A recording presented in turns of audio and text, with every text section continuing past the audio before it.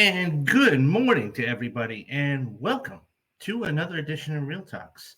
My name is David Steele, and you've come to the place where I talk about movies, new and old, and it basically nights in conversation as I turn back the clock and look at some of the greatest movies of all time.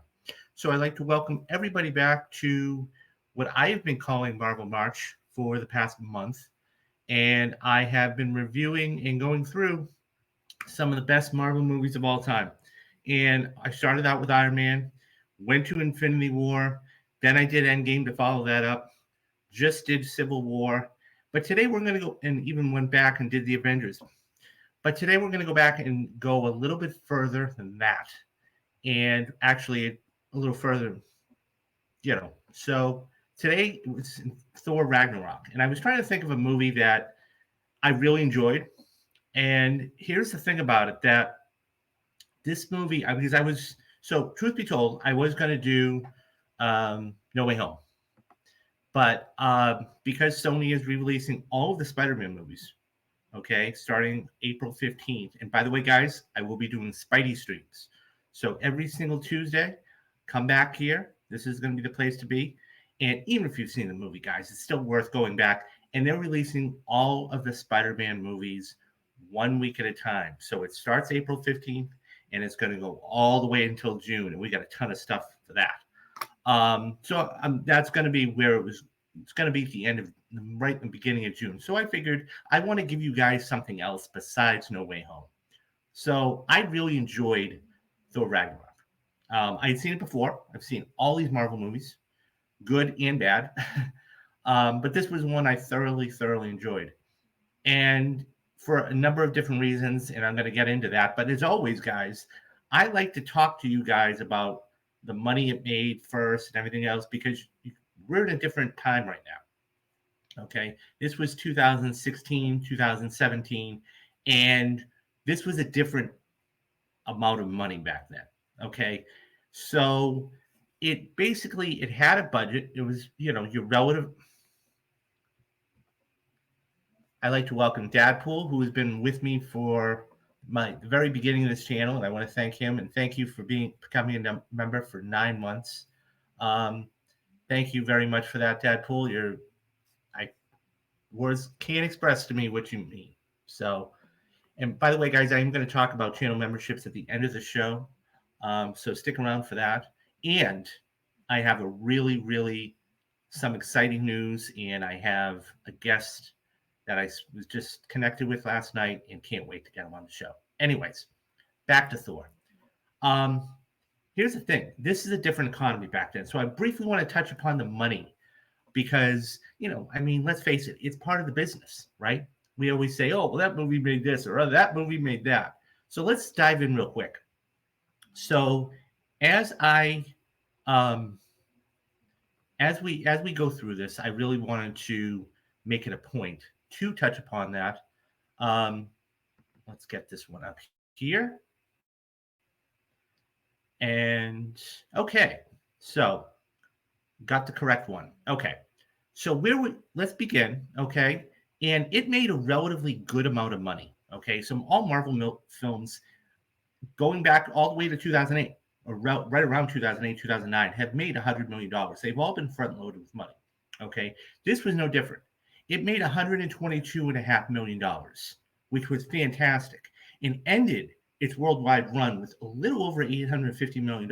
And you can tell this was a success because the drop between the first and the second week really wasn't that big. And truth be told, there really wasn't that much coming out around that time. Now, about $315 million of that came here in the United States, and that's pretty good, okay, even though almost half of it came to begin with. Now, you're asking yourself, where does this rank among the pantheon of all of the Marvel films? And once again, guys, we hadn't had 2018 and beyond. So we're talking about 18, 19, maybe 20, 25 movies at that point. So this is 19th of all of the movies. Okay, and this ranks just below Guardians of the Galaxy, which, by the way, guys, I am going to be doing to finish up Marvel March. So we've got 2 movies left for Marvel March. One of them we have is Guardians of the Galaxy, which I will be touching upon. And I am, as soon as we're done today, I'm going to, when this is exporting, I am going to be sitting down and watching Captain America Winter Soldier, which I think is a perfect movie. Okay. And I want to redo it from Marvel March. And by the way, guys, you can go check out my perfect movie series. And I'm going to leave a little notation up there, right there, so you guys can check that out. Okay. But I think it's a perfect movie. And I talk about in that video, I talk about why I think the Russos saved the MCU. Okay. So those are the two films we're going to be finishing up with. Now that we all have that out of the way, let's touch upon the film itself. Okay. Because this had a stacked cast, guys. Okay. Um, Anybody who remembers this had a stacked cast. Of course, we had Anthony Hopkins, who's an Academy Award winner. Okay, recently just won his second Academy Award for The Father a couple of years ago. Whether you like the decision or not, that's something for another time. But he was even a small little bit he has, he still has gravitas. Okay, we had Tom Hiddleston coming back as Loki, who's just fantastic. Okay, Kate Blanchett. Now, once again, here's another Academy Award winner, and she takes on the role of Hela. And it's just unbelievable how she's able to do this. Now, mind you, the very first, and when I talk about in the Winter Soldier thing, and I'm not going to video and I'm not going to go too deep into it, but the very first big name Marvel was able to fetch, okay, was all the way back 3 years earlier, okay, in Winter Soldier in Robert Redford. He was the first guy to really say, I want to do a Marvel movie.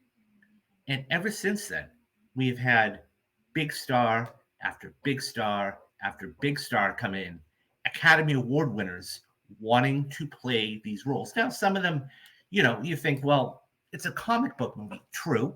But some of them will also tell you, hey, listen, I have kids. They wanted me to take this role because. So, okay. Then we had Bruce Banner. So Mark Ruffalo. Okay. And I'm going to talk about here the whole team up aspect here in just a minute. But we had Mark Ruffalo, okay? Of course, you have your title character in Thor, Chris Hemsworth. Idris Elba makes an appearance, a small appearance, but he's in a couple of scenes, and he did fantastic. Tessa Thompson. Here's an actress, and you got to remember, guys, a couple of years earlier, okay, she did a huge movie, and that just really blew up with Michael B. Jordan called Creed, okay? So she was really starting to come into her own too. And now she's one of the most popular actresses in the world. I mean, not only for playing Valkyrie, but you have other roles such as Adonis's wife in the Creed franchise and several other things. So she's fantastic. Okay. And then I'm going to talk about him in a little bit, but Jeff Goldblum, just for the uncanny role he had and was able to do everything for even a small part playing the Grandmaster, funny, and he was your comic relief. Let's face it, he was your comic relief, and it was fantastic. I loved it so much. So I wanted to dive into a couple characters. Now, truth be told, this is a team up movie, okay? And like I said before, this isn't the Avengers we're talking about here. Okay, let's make that perfectly clear. Okay, but it is a team up movie. Okay, and we'd had one a couple of years earlier in the Avengers, which, by the way, guys, I did for Marvel March. You can go back and check it out right there. I'll leave the link in the right up there for you guys. And so loved when he called Thor Sparkles. Yeah, that was pretty funny. And I'm going to get to the comic relief here in just a minute. You bring up a good point. That all being said, this was kind of a team up movie, and it had some really cool elements to it. Okay. That all being said, okay, I think so. One thing it did really, really well, okay, is in the very beginning, okay, we see kind of a somber, so we see a little bit of a somber type of thing because they are going to find Odin, right? And so that being said, he gets cast out. He gets cast out into exile, or what we think is exile. And that being said, that was really kind of a somber type of sad type of thing when we see him go. And then what they did is immediately they went to comic relief. Okay. So then they go right to New York, right? And when they're trying to find him, and they go to Doctor Strange's place. So you had that juxtaposition of sadness and then laughter and everything else, and that was really cool. Um, but so once again, this was really a team up movie, like I said, um, not Avengers style, but definitely Avengers like to the extent it was a team up movie. I had a lot of fun with it. Okay, and just the chemistry between Banner and Thor is fantastic. And the other cool thing about this too is we don't see Banner for half the movie, right? This is a kind of a thing where this is more of a um, tell, not show. Okay, we don't see Banner or we don't see the Hulk. They always talk about the Grand Champion, and until the big showdown, which is the big showdown. Okay, and there, by the way, there is no villain here. Okay, I'm gonna tell you guys that right now. There is no villain, but you know the arena for everybody that will talk about this movie, that is the set piece that everybody's going to remember. And that all being said, the visual effects were fantastic, and I'll talk about the visual effects here in a couple minutes, but it was just well done. Okay, um, and just how they were able to do this, and because it's quite a long sequence, right? Once he gets in to the arena, we see probably about a 10 or a 15 or a 20-minute sequence, maybe it's about 10 minutes. But we see that and it's like, okay, and it's all visual effects. It's all visual effects. I mean, these are two guys running on a green screen. Yes, they're wearing their costumes, but they're running on a green screen. And then, how that happens, of course, the battle, like I said, that's where the money is, guys. That's where the money is. And I think that this is, I mean, just his reaction when he is about, he sees who the grand champion is, okay? And he screams, yes. The comedy here was just so well done. So I really like that. And then, so you had a couple of other characters that were in here, and I briefly touched upon them. So let's go back to talking to a few of them. So Helena, I'm sorry, I mispronounced the name here. So Kate Blanchett's character, okay? And she really did a great job of selling she was an evil, evil princess, or the sister of Thor, who we never even saw for years. So that was something that was really cool. And we also get backstory on her, too. Okay? I mean, we all know Thor and Loki and Odin and and Asgard, but we don't know what comes before. And she was able to not only be evil about it, okay? I mean, especially, Thor throws the hammer at her, crushes the hammer, that's gone. So that all being said, we got backstory, and that's um, a really cool thing, because we it's really hard to what am I trying to say? It's hard to have a villain that we've never seen before, okay, come in and go, okay, where's this person from? Because we have to care about the villain just as much as we care about the hero, right? The other comic relief we had in there was Scourge. I thought Carl Urban was awesome. I don't know about you guys, but the fact that he was able to put his comedic face on and just, I mean, whether it was when we first see him, or he's just so funny. But I will say one thing though, he has the one character arc throughout the whole film. I mean, we know what Thor is, we know who Hulk is, we're going to learn a little bit about Valkyrie, and I'll talk about her in a minute. And that all being said, so you always have to have one character arc, always, in a film. Always. Doesn't matter if it's a supporting character, doesn't matter if it's a main character. but you always have to have some character arc in there. The character arc here was for Scourge. Um, and that being said, I liked it. I thought it was funny. I thought it was comical at times, and the guns really kind of played a significant role there at the end, and that's really what you want to see. So he, of course, ended up doing the right thing. Um, but as I said, there was another character that really we found out some backstory from, and that was Valkyrie. So when she's on the planet, okay, which by the way, look at these visual effects, guys. They're incredible. That's all visual effects. Okay. Um, that all being said, we find out something about Valkyrie. We find out why why she doesn't want to fight her, because all of her other companions died doing it. Okay, and she's partially afraid of death. I mean, look, that's why she's drinking as much as she is. I mean, let's call it what it is, right? She lost everybody. She lost all of her sisterhood, and they all got killed by her. She was the only one to survive. So when Thor comes back and says, "Look, I want to go fight this person," I'm like, "Yeah, you're out of your mind."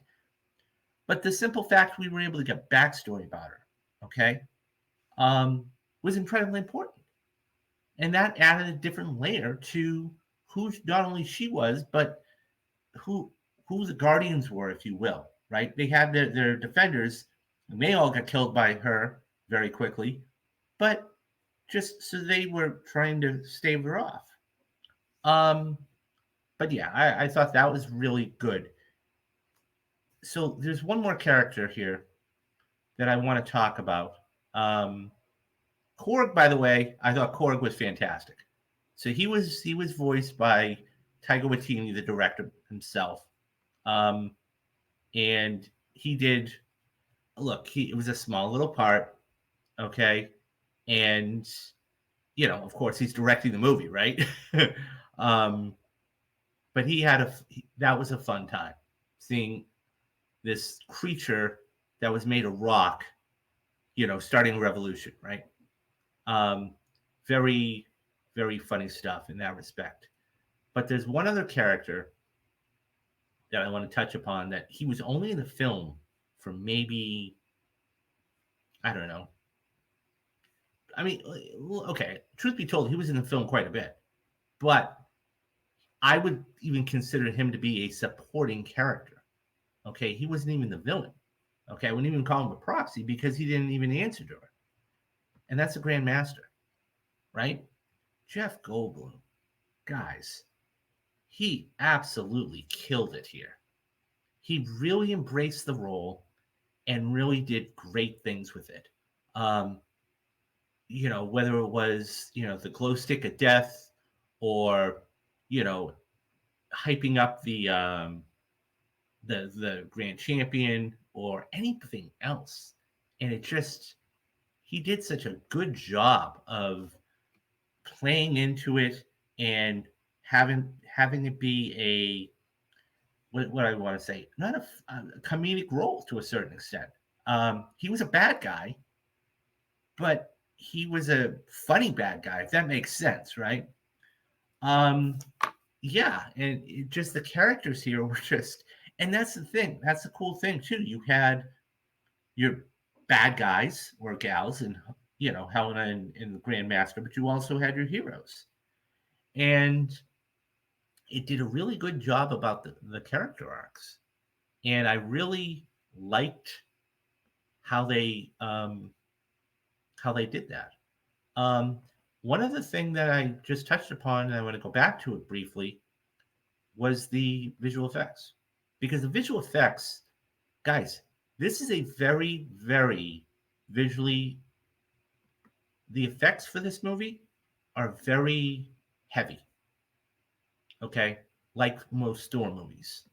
Okay. I mean, the first one, maybe not so much because they were on Earth a lot and everything else. But this one, especially, like this one, really, you could tell. And one thing that they did really, really well, because look, if you guys don't have good visual effects, you've lost the person. That's all effects, guys. Look at this. That's incredible. So I mean that's an establishing shot there, but when we see it, it's fantastic. Um, they did such a good job with these visual effects that it made you believe, and that's the important thing. Um, so at that point, when you get somebody to believe and buy into something like that, I mean, here's another shot here. It's just incredible, right? That's all they. I mean, it looks something, and obviously, for those, I'm not that big of a fan of it, but Lord of the Rings. I mean, it's just so well done in so many different ways. Um, I really, you know, the music enhanced. Yes, that's very true. You're right about that. The score was very good, and when you have good things to, because just like in anything else, a score, okay, and good visual effects complement each other. So when we see the scene, it makes it that much better, okay? Even if the acting isn't that good, to be absolutely honest. Um, but that all being said, this was a really, so, the Tesseract makes an appearance at the end, of course.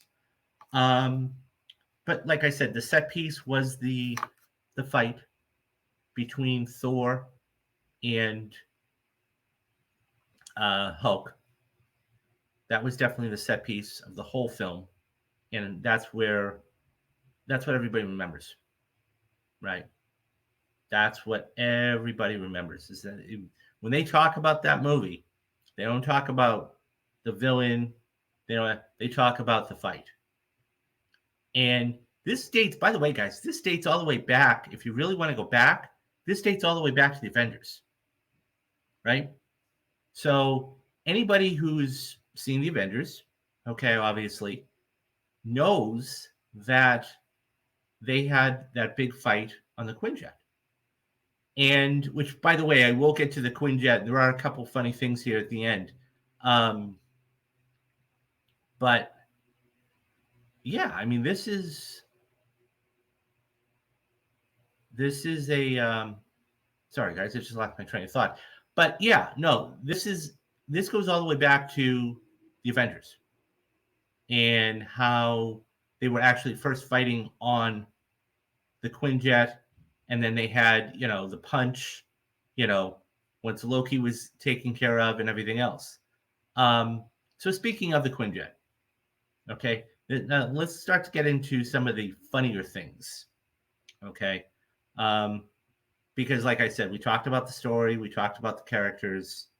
Um, so now I want to start to get into a couple of the funny aspects of the movie, the Quinjet. So one thing that he did very well, Tiger Watini, is the callbacks. Um, so once again, if you're able to put a callback in, so anybody who's not familiar with it, a callback is something when you put something into a film and then, whether it's 4 or 5 or 6 years later, reference it and go, oh, wow, they actually called it back. So of course, this is the callback in the Avengers after the fight when Tony says, no hard feelings, Point Break, you got a mean swing. So going back when they're trying to escape, he's able to get, voice recognition, Thor, password, so he's like, strongest Avenger, access denied, and then he says a couple, Thor, access denied, Point Break, access granted. But it's just one of those funny little things that, it gets you a chuckle. And it has to be well placed too, guys. Remember, if you do something and it's not the right time, a lot of comedy, guys, okay? A lot of comedy is timing. A lot of it is timing. Because if you overuse something or you don't use something enough, it becomes stale or people forget about it. But if you use it in the right spots, it gets funnier and funnier. And I laughed. I mean, I've seen this movie a couple times, but I still laughed. And that's key. When you've seen a movie before and you're able to go back and watch it again, and laugh at the same scenes, they did their job. So yeah, the Point Break, the whole Quinjet scene was hilarious. Um, that all being said, so we had a couple of interesting little people show up. Okay. Um, so anybody who, I don't know if anybody remembers this or saw this the first time, but in the first act, we have Loki, who's, he's playing Odin, but he's really Loki. And he's got the play going on and everything else. Take a look at who that is, guys. Yes, it's Matt Damon. When you have guys, A-list stars, wanting to play, like I said before, okay, Kate Blanchett, Jeff Goldblum, Matt Damon, I guarantee you, when this came up and he told his kids, they're like, Dad, you've got to do it, even if it's a small part. And I'm sure he had a blast doing it for the one day, for the one shoot. But Matt Damon coming in and playing Loki, I thought that was hilarious. And I thought to myself, I said, is Matt Damon in this movie? And of course, with that, with that particular thing, with the play, of course, he plays Loki and just hams it up hilariously.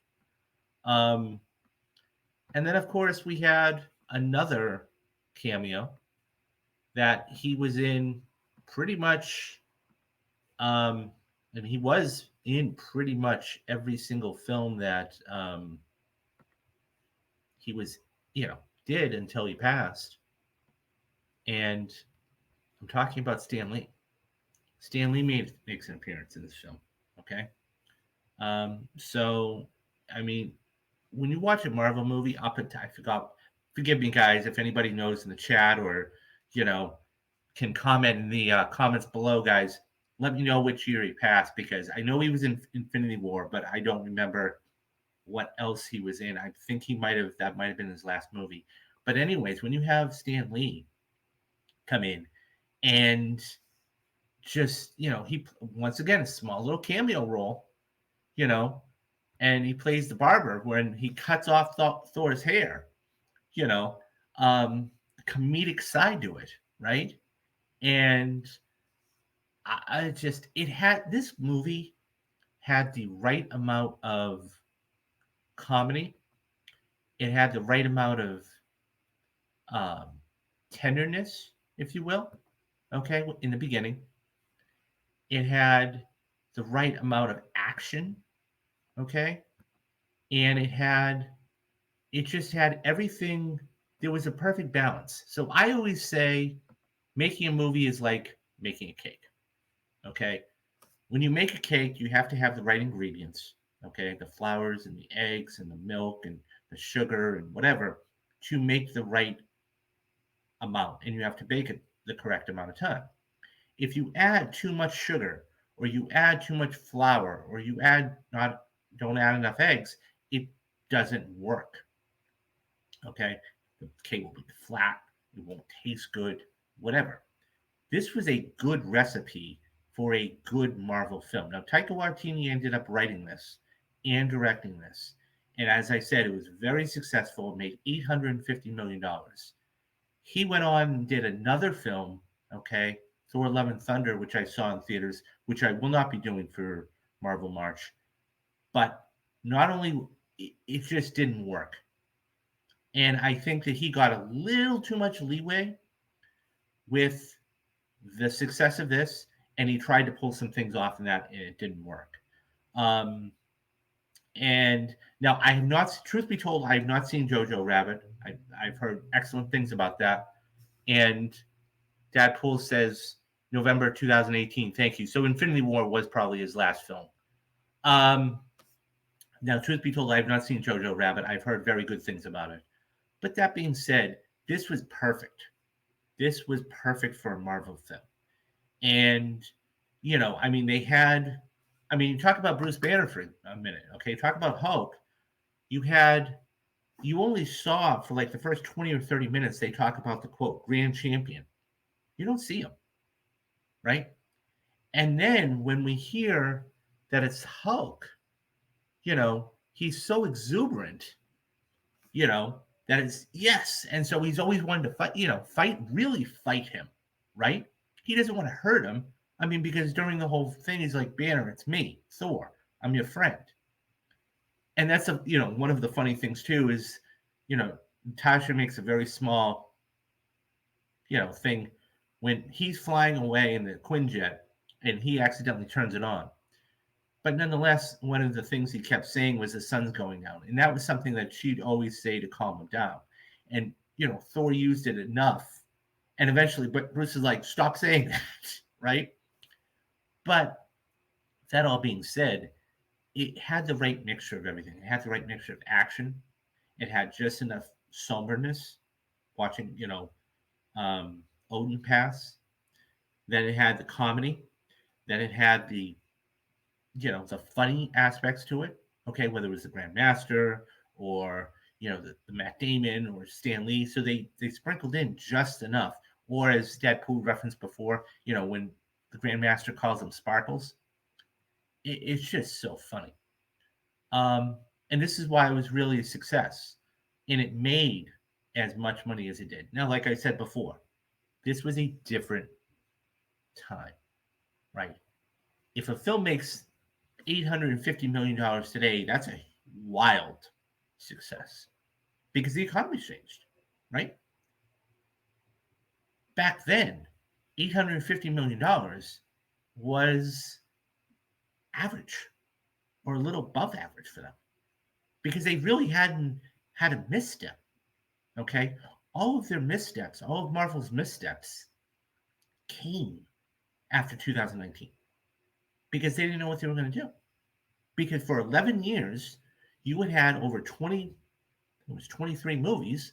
Okay. You had all of these films cover time, space. You had a multitude of characters. You had this epic showdown. Okay. And you say, well, what's next? We don't know what's next.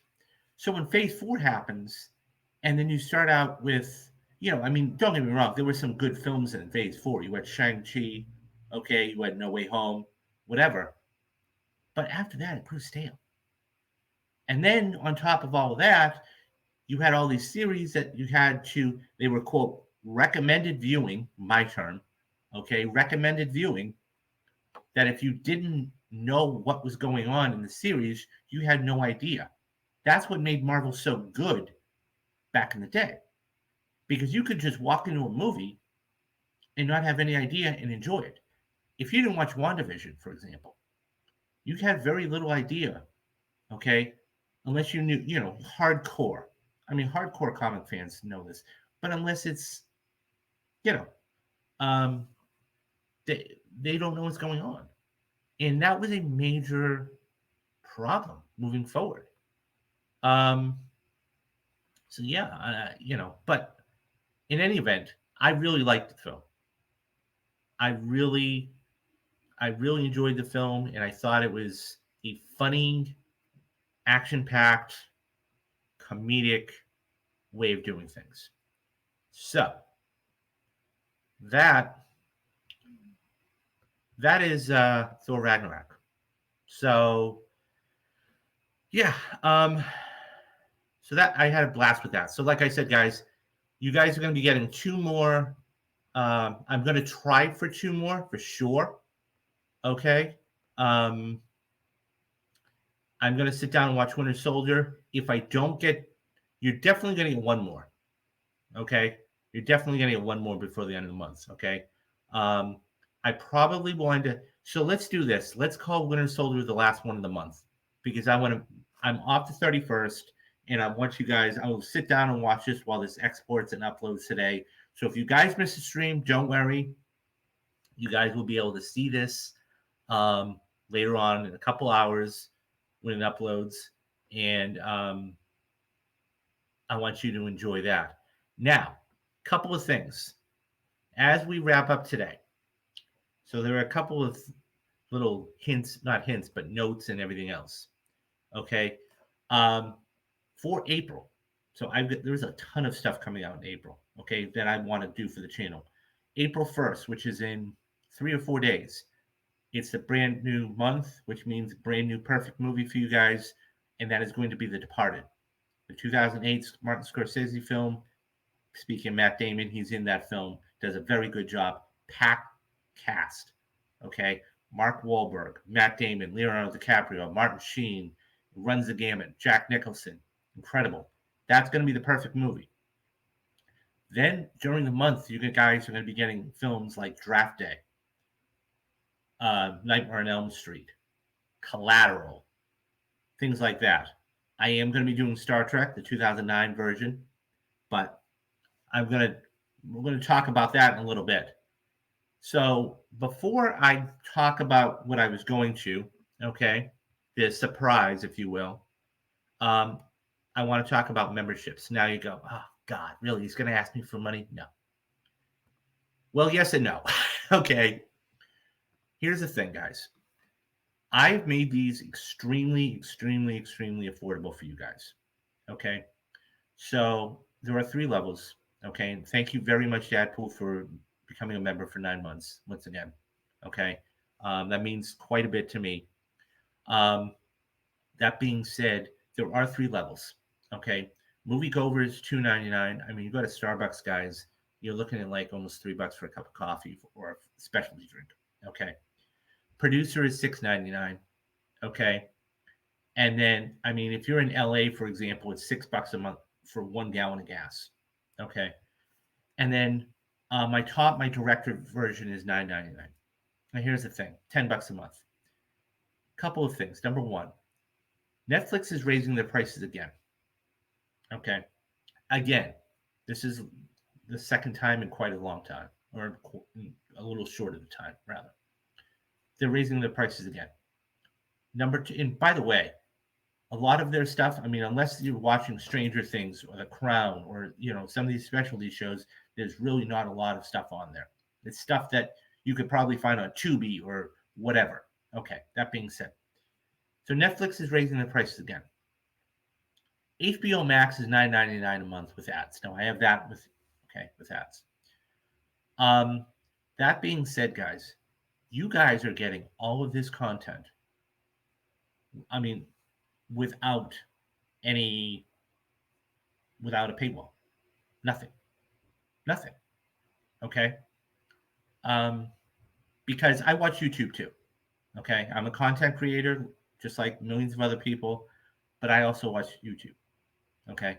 And I wouldn't want my favorite content creator putting something behind a paywall. So all of these things are free, whether it is the retrospectives, whether it is the perfect movie series, whether it is Anatomy of a Movie. And by the way, guys, I am working on Anatomy of a Movie. I'm going to be sitting down. I've already recorded it. I've got to record some of the audio and finish that up. The next one I'm going to be doing is going to be on Heat. Okay, I'm going to sit down and break down the coffee shop scene. I think it's one of the top 25 scenes ever put on film. Okay, so you guys are getting Anatomy of a Movie, the retrospectives, the perfect movie, all for free. Okay, unless you become a channel member. Okay, and if you become a channel member, you're helping me out dramatically in a couple ways. Number one, I can get better equipment for the channel. Okay. Number two, okay, it will. This is a side gig. I've got to go to work in a few hours. Okay, so you could really help me out. Okay, and number three, I have goals. Okay, one of my goals is that I want to be at the 2,000 sub. I want to have 2,000 subs by the end of the year. Hashtag road to 2,000. Okay. Number two, my goal is to try to have 15 to 20 paid memberships by the end of the year. Okay. That's my goal. So I'm not just doing this to get your money.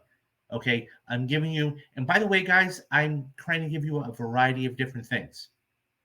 So if you don't like the retrospectives, I do the perfect movies. And by the way, all movies are subjective, and I understand that. If you don't like the perfect movies, I want to break down, some really cool scenes for you in movies and Anatomy of a Movie. Okay. I'm trying to do all this different content. Interviews. Okay. Which leads me into Great content, whether it's new or old movies. The channel provides a detailed review that sums up all the key parts of the film. Hit the sub button, consider becoming a member. Thank you very much, Deadpool. And that's the thing. So this is the main thing. Okay, this is what I'm going to get at. The first month is completely free, as you can see. Okay, what I want you guys to do, and I'm dead serious about this. Okay, I'm dead serious about this because I don't want to take your money. I want you to join for the first month. It's not going to cost you a dime. I want you to watch the content. Okay, if you don't feel that you're getting your money's worth, even $3, if you don't feel that you're getting your money's worth, I don't want you to stay a member because I don't want to take your money. I only want you to become a member if you feel like I'm giving you quality content. Okay, whether it's whatever I am giving you. Okay, that all being said, okay, and that includes interviews, guys. I mean, I've interviewed Brian McQuaid, Phil Walsh, all some movie critics, some other people, Chad Holloway. We've got the World Series of Poker coming up. In case anybody who's a poker buff like myself, we sat down and talked for an hour. He's a former bracelet winner. These are the kind of things I want to give you. But that all being said, speaking of interviews, and this is what I was teasing, and I said stay to the end tweet. By the way, guys, if you want to follow me, please. That is my Twitter address down there. Want to be Rounder. I am always talking about movies. I'm always in spaces talking about movies. I'm always conducting spaces about movies. Okay. That being said, interviews, they are a part of this channel. Okay. So I said stick around to the end. Okay. So I just touched base with somebody the other night, and he has agreed to come on, and we're going to set up a time. And by the way, if you're watching, thank you very much. I do appreciate it.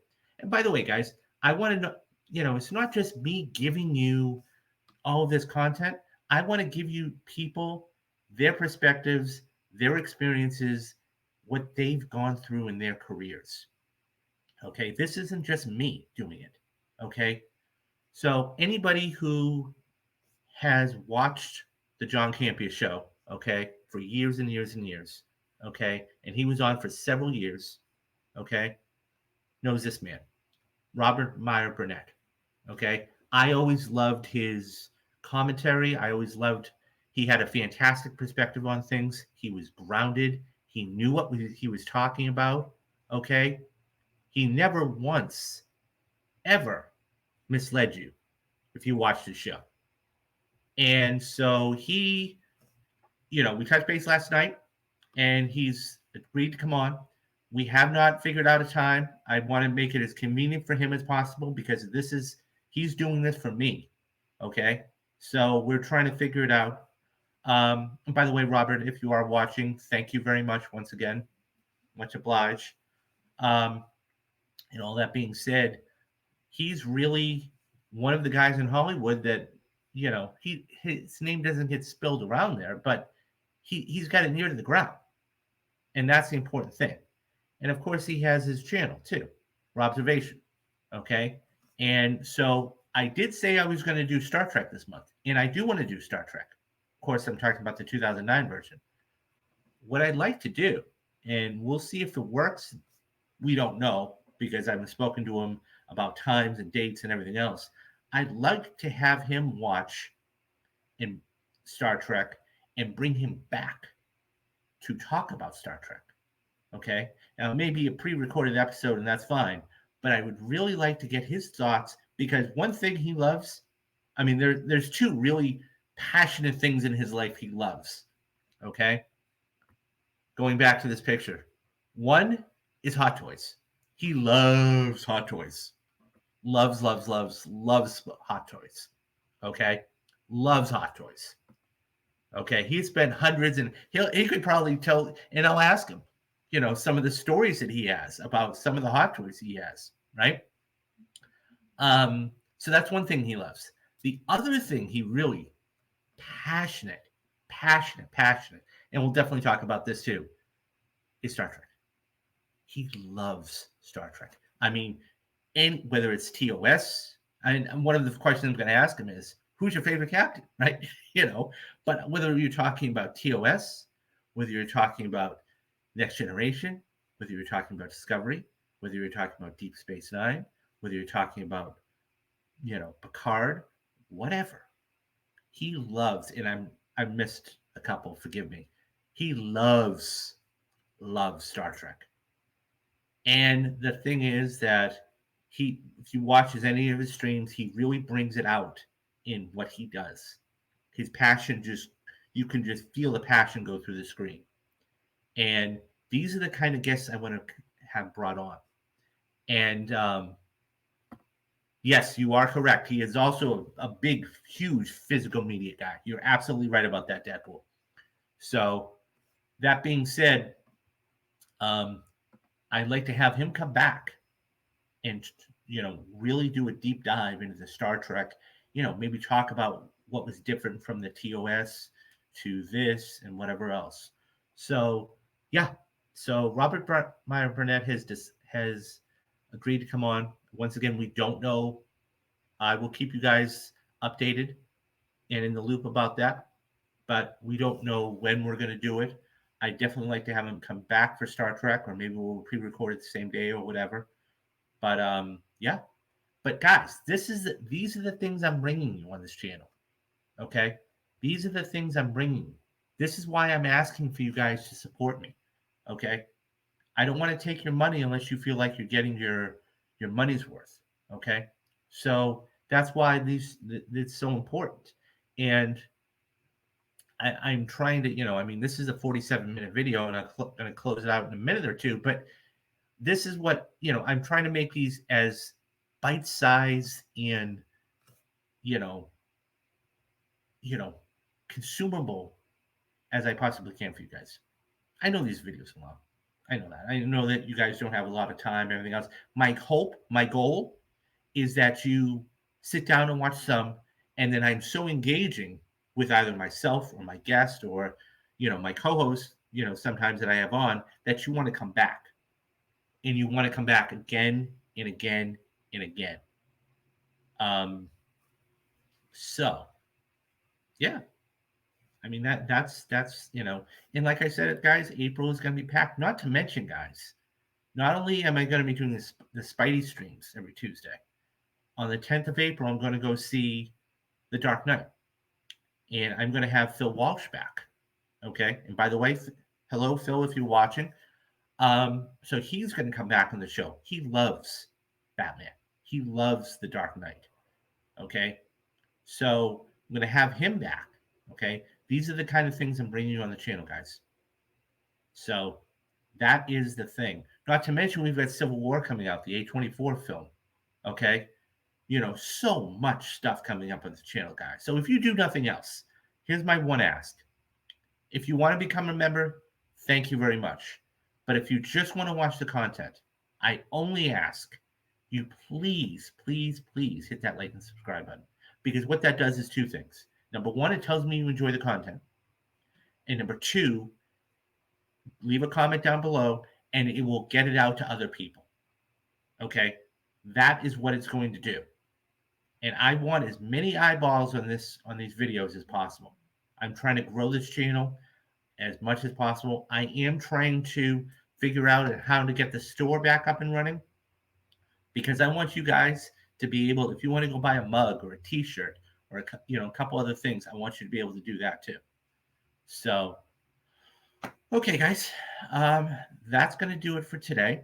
The next time you will see me is on the 31st in a couple days, and the last movie of the month is going to be Captain America: Winter Soldier. So that's going to fill out the month of March. On April 1st, I'm going to talk to you guys about The Departed.